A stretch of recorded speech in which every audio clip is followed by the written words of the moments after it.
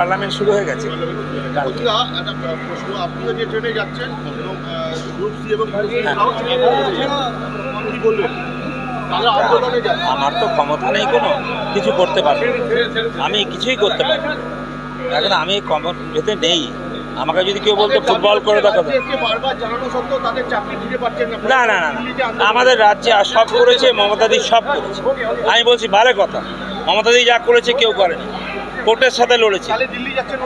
ওরা যাবে, ওরা ওদের যে সমস্ত দিদি তো রাজ্য আছে হতেই পারে। দেখুন, আমরা দিল্লিতে যাচ্ছি। আমরা বহুদিন ধরে আমরা এই পশ্চিমবাংলার প্রত্যেকটি জেলাতে আমরা আন্দোলন করেছি। আমরা যোগ্য শিক্ষাকর্মী, দীর্ঘ 4 মাস ধরে আমাদের বেতন বন্ধ রয়েছে এই সরকারের দুর্নীতির কারণে। এই সরকার এবং কমিশন এবং পর্ষদ পরিকল্পিতভাবে দুর্নীতি করে যোগ্য ছেলেমেয়েদেরকে আজকে চাকরি থেকে বঞ্চিত করেছে। আমরা দিল্লিতে যাচ্ছি রামলীলা ময়দানে।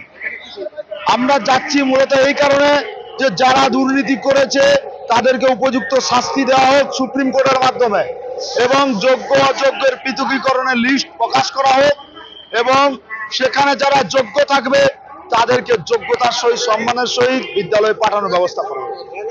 হ্যাঁ, নিশ্চয়ই আমরা ধর্নায় বসছি এবং আমরা যাচ্ছি ওখানে বিভিন্ন জনের সঙ্গে দেখা করব। কেন্দ্রীয় সরকারের বিভিন্ন লোকসভাতে যাওয়ার একটা পরিকল্পনা রয়েছে এবং অন্যান্য মন্ত্রীদের সঙ্গে যাওয়ার পরিকল্পনা রয়েছে।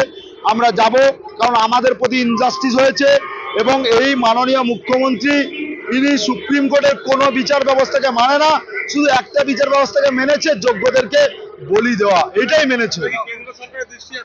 আমরা নিশ্চয়ই কেন্দ্র সরকার দৃষ্টি আকর্ষণ করব 100 বার। আমরা আগামী দিনে প্রত্যেকটি ভারতবর্ষের প্রতিটা রাজ্যে আমরা আন্দোলন করব। আমার নাম ঋষি রবিমনিয়ান। আমাদের লড়াই একটাই, আমি গ্রুপ সি কর্মী। আমাদের একটাই দাবি যে যোগ্য ছেলেমেয়েদেরকে অবিলম্বে তাদের পুনরায় স্বপদে সম্মানের সহিত পুনর্বহাল করা হোক, নাহলে আমাদের এই আন্দোলন আমাদের